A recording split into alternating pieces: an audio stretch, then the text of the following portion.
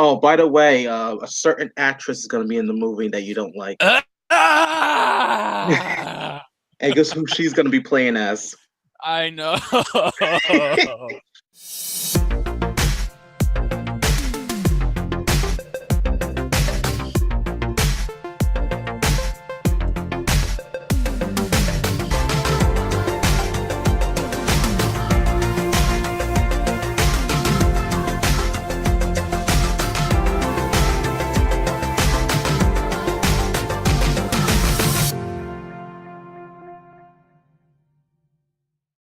Hello, everybody.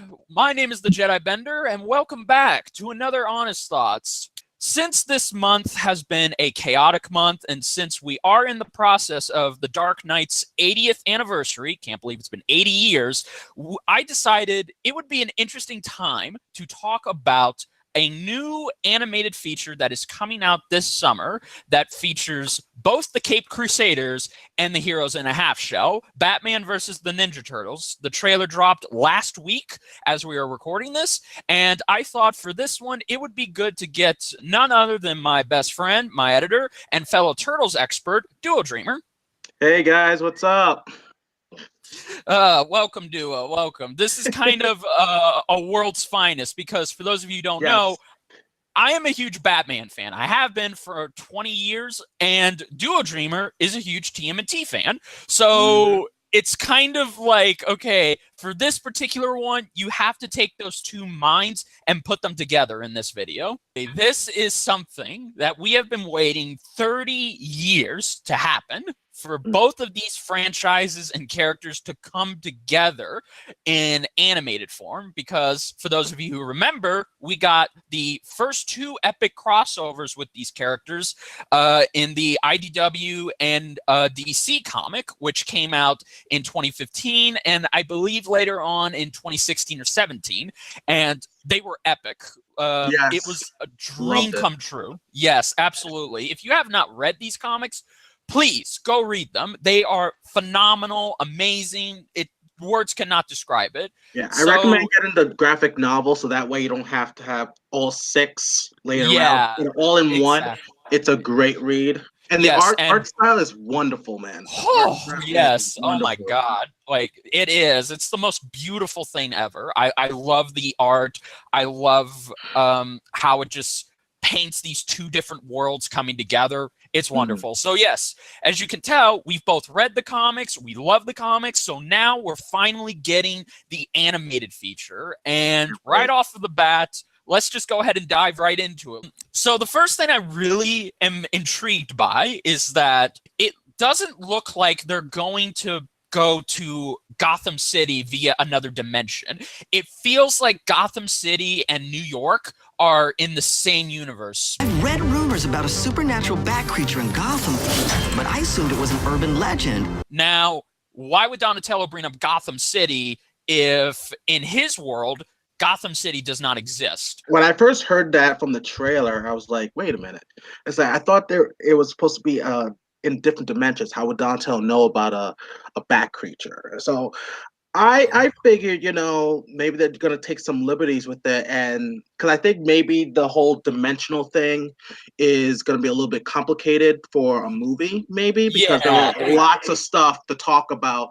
When you read the comic book of the crossover, there's a lot to talk about, a lot to cover. Not gonna spoil a lot of stuff from it, but just to make it simple and easy for viewers to watch it, because not all viewers who watch these movies are comic book readers. You know what I mean? So why not just say, well, they're in the same universe, or this is a totally different universe where Turtles and Batman are together.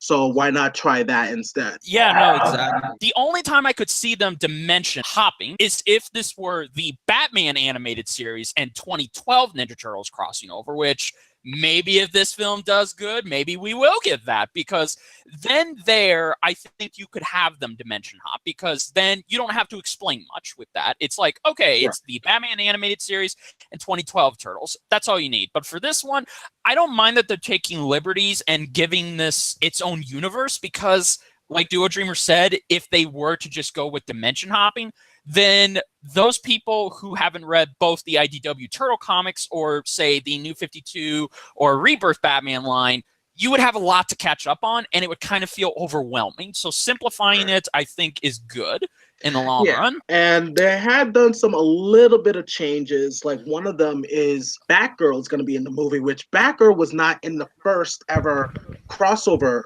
volume. First volume. So it's going to be interesting. I thought, like, okay, she's going to be in it. And of course, Robin's going to be in it. It's going to be interesting to see how she's going to play a role in this one. Yeah, I agree with you. When I first saw that they were using Batgirl in this, I'm like, that's interesting, because I think maybe they could take this in a lot of different directions. Like, maybe they could have Donatello flirt with her. Maybe they can have her, because it's happened before. Like, if you read the Batman the Animated Series in 2012 comics, Donatello actually does flirt with Barbara and makes Dick Grayson kind of jealous. So,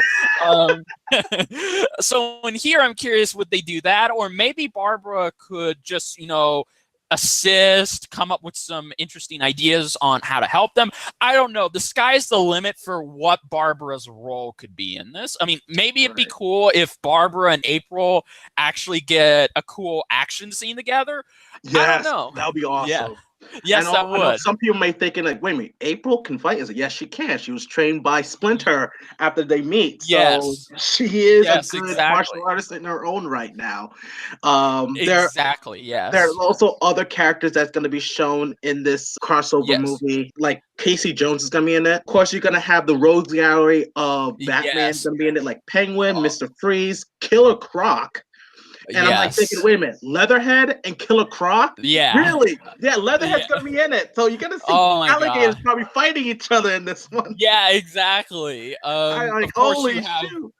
You have yes, that's what I love right off the bat. That was a good segue. I love the characters that are introduced here. You're essentially seeing the classic TMNT rogues and the Batman rogues. This is a great combination. And of course, this leads into the three masterminds of this film. Well, I guess two masterminds, Ra's al Ghul of the Demon Head and the League of Assassins, or whatever they're called now. I still call them the League of Assassins. And the Shredder and the Foot Clan teaming up together.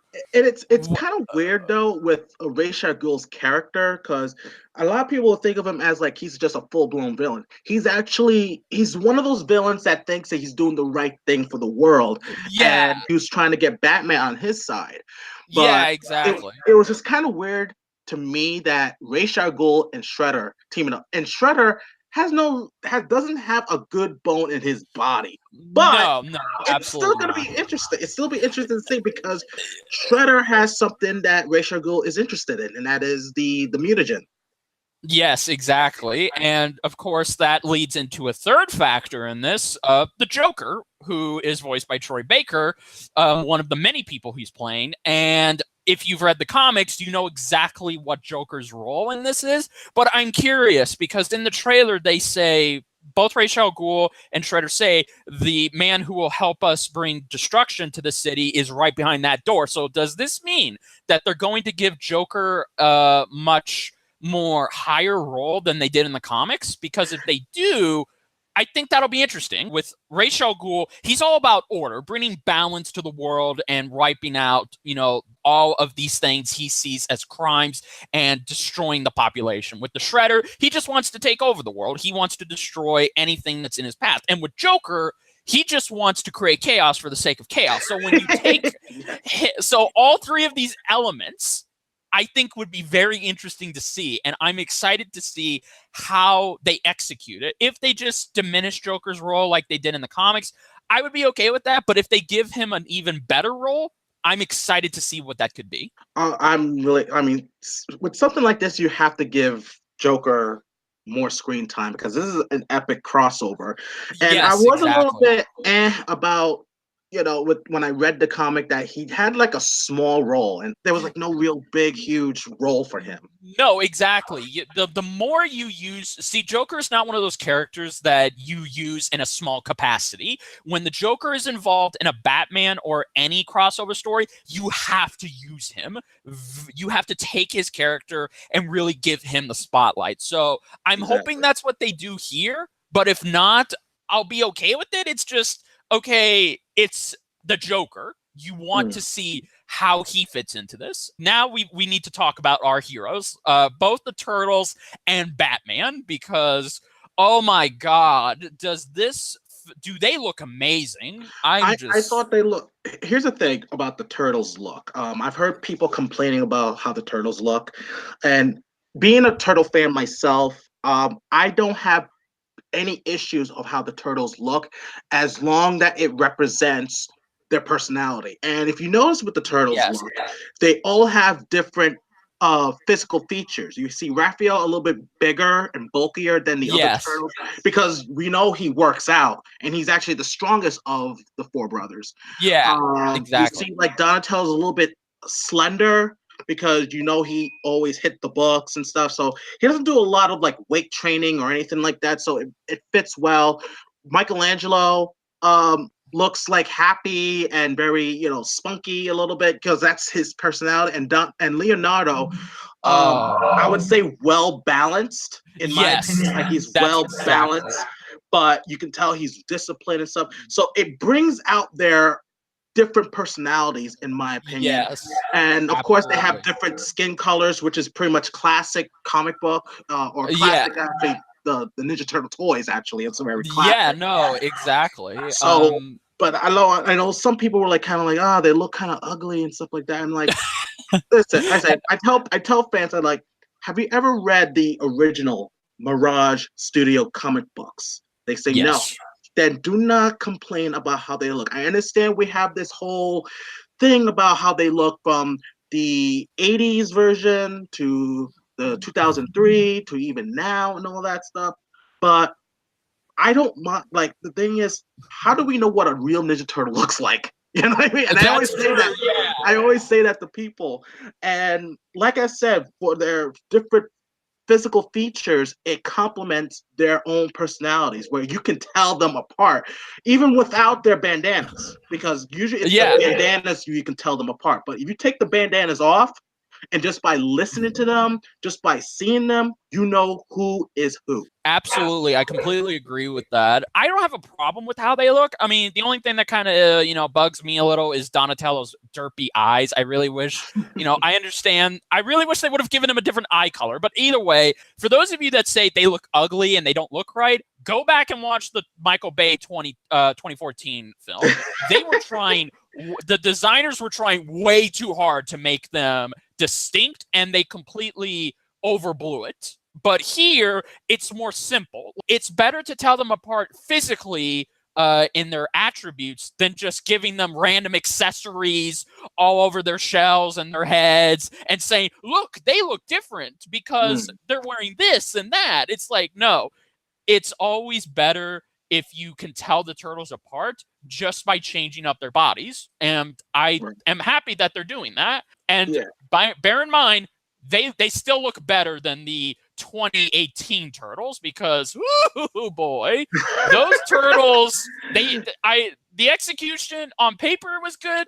The execution, not so good. Also, I wanted to mention, like, the way, like, the feel for them is more comic book like than the cartoons. Because like in the 80s cartoons, they were very like, always positive and stuff. This one is more a little dark and gritty, just like in the comic, both Mirage and IDW. It's kind of like darker tone, a little gritty, a little bit. But it's still the Turtles. Don't get me wrong. It's still the Ninja Turtles. Which I like. I like that they did that. I like that they did that. They really paid attention to the details and making them stand out. And as you said, they look amazing. They looked like they stepped out of the IDW comics, which I'm happy with. So yeah, I like the Turtles design. I like April's design. We haven't seen Splinter, so I can't judge what Splinter looks like. Same thing goes for Casey. But as long as they look better than the 2018 version, I'll be okay with that. So let's talk about Batman's. Yes. Okay. As I just said, I'm a huge Batman fan. I have been all of my life. I've always been fascinated with the different costumes the Dark Knight has worn over the past 80 years. And can I just say, it is a godsend that they decided to go back to the classic Danny O'Neill blue and gray, because I miss that look. It was classic. It was a little goofy, yes, but at the same time, it still had a sense of provoking fear. And what I like about this one is, like, there are shots where you see it's the classic Batman animated series silhouette. You see him covered in black, you see his white eyes, and you see the symbol sticking out. And I love that they did that here. He does kind of look childish, but at the same time, he's got enough dark and seriousness to him to where I think you can overlook the fact that his costume is goofy. It's not they're not trying to take him too seriously here, but they're taking him serious enough, and that's all that matters when it comes to the costume. Yeah, when I first saw Batman's look, I was like thinking to myself, "Oh no, not the blue and gray!" Because, like, I'm gonna be honest, when I think of blue and gray, I think of Adam West. Yeah, no, I agree. But I know that that's how Batman also used to look like in the comic books as well. But when I look at it, it's like maybe it's because they need him to stand out. That if he's black, like we all know and love him to be, he might blend in too much. And seeing how the Ninja Turtles are colorful in their own right too, I think it's best to have Batman as blue and gray because he kind of stands out too, along with the Turtles. Judging on the animation and seeing how the backgrounds are, I definitely think it's a better choice to have Batman wear the blue and gray to make him stand out more. And I couldn't tell this, but I think they did kind of make his costume much more brighter blue than Leonardo's, because with Leonardo's, it's the classic dark blue, but with Batman, it's more lighter in tone. And I love that they paid attention to the details like that. The utility belt looks like it came out of the 1970s Danny O'Neill run. The bat symbol, it's the classic bat symbol we all know and love. It just looks great. I love the details on this costume, and I think it's a great time to kind of bring it back again, because we haven't seen the blue and gray since Batman Brave and the Bold, and then, as you said, Adam West Batman. So to finally see a serious Batman wearing this costume, I think it's great. And it's definitely going to be interesting to see how he just stands out. But even when he is covered in shadows, I think it even has more to it than that. So I like this design. Although one kind of nitpick I'm a little iffy about is they're using the New 52 models for Damian and Batgirl when they just decided to give Batman a new costume. So if you're going to use his new costume, why stick with the New 52 designs other than to remind people, okay, this is how they looked in the comic? So I don't know. I mean, that's just me. I think maybe they should have messed around a bit with their costumes, like mainly with Batgirl, because I know a lot of fans do not like that Batgirl look, the kind of half mask, the leather jacket look. I think, she's like a purplish color. Yeah, exactly. Damian looks fine. I mean, it's Damian. He's worn the same costume ever since he was introduced. So I am kind of a little upset that they didn't. Well, I'm not upset. I'm just like, I wish they would have played around with his design, maybe given him some distinctive features as well. But whatever, So yeah, character-wise, I say everybody looks great. Like, I have no problem with how these characters look. No, and let's talk about the trailer itself. Yes. When I first saw the trailer, like the first time I heard about this, I saw a picture, and I was like, I fell in love. Because I was like, oh yes, they're gonna make a movie out of this. Then when I saw the trailer, I got deeper and deeper in love with it. I'm like, I cannot wait to see this. I cannot. Yeah. We have to wait about June. We have to wait till it comes out. Well, I know. Some people who like to do digital copies. It's going to be in next month if you want to get it digitally, but I'm a physical collector, so same here. Yeah, same here. I'm a physical collector. It kind of sucks we have to wait, but yeah, no, going on with what you said, when I first saw the trailer, I was like, I'm in love with this. I can't stop looking at it. It's like I can't. It's like it feels so organic. It just looks and flows amazingly. I'm hoping that the pacing really captures the trailer, because to me, the trailer, it tells you everything you need to know, and it keeps it simple, but you can tell there are some surprises, which I like. but I'm like, I love what I saw. I love that we got to see Batman fight the Turtles. And what I loved about the trailer, also it gave me a sense of hope that it's gonna complement both franchises very well, because Yes. they blend so well. And like I said, with the Turtles, it's more of the comic book versions, which is more a little bit dark and grittier than like say, the TV shows, and it blended very well with Batman's dark and gritty environment as well. But they still have like some comedic feel to it. Think fast. He thought too fast. Yeah, So I love exactly. that. I love that. Yeah, me too. Another fight I'm looking forward to see in this one, which they did show, was Batman versus Shredder. I can't wait. My! Everyone, I looked at the comments. I've been looking at everyone's responses to this. The highlight of this trailer for them was Batman versus the Shredder, because how have we not had this before? Like, this is a fight that we should have gotten a long time ago, but now we're finally seeing it happen. It's like Batman versus the Shredder. This is the Turtles universe antithesis to him. So to see him fight people who are either on or above his level, I think that's great. And I personally don't care. Like, if Batman loses a fight, I don't care, because I think that shows that, maybe he learns, because again, that's the strength of Batman. If he is defeated, he learns from it. So I like what I saw, and I love that they showed it, and it just looks so great.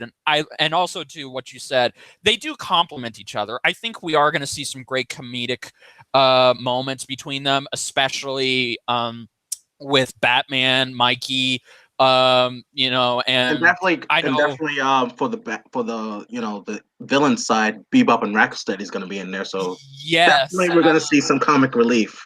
Yes, we're going to see a bunch, but I think it's like you said, this trailer shows us that they're taking this very seriously. They're not just playing around with it. They are committing to it, and I'm very much excited for that. Especially that it's a joint production between DC and Nickelodeon.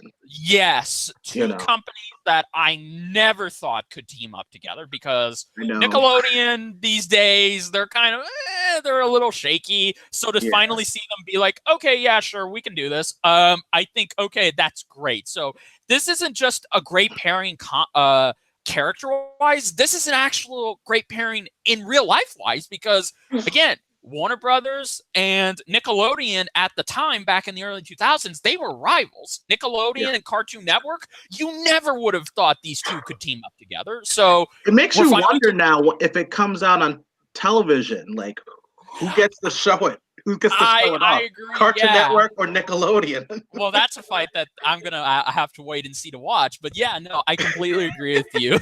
I'm really hoping that they're open up for possible sequels, because there are sequels to the comic book. There's the volume 2, and upcoming they're going to be having a volume 3 coming up soon, which is the final installment. So I'm hoping they can do 2 sequels after this, depending on how well it goes. That's pretty much it, guys. As you could tell from beginning to end, we're excited about this. We have been ever since its announcement. And after seeing the trailer, it just confirms our excitement was not misplaced. So many great things are going to happen in this movie. I can definitely guarantee that. And I'm very excited to see how it does, because I want this movie to succeed. I want to see more.